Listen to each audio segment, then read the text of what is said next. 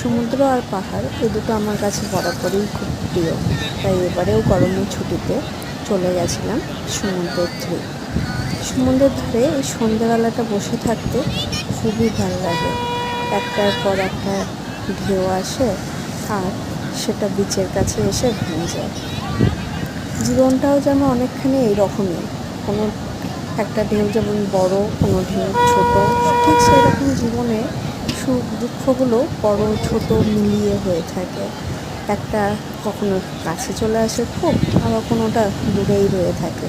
কিছু কিছু চাওয়া পাওয়া যেমন খুব কাছে থেকে যায় বা বলতে পারেন পূরণ হয়ে যায়, ঠিক সেই রকম জীবনের কিছু কিছু চাওয়া পাওয়াও আছে যেগুলো দূরেই রয়ে যায়।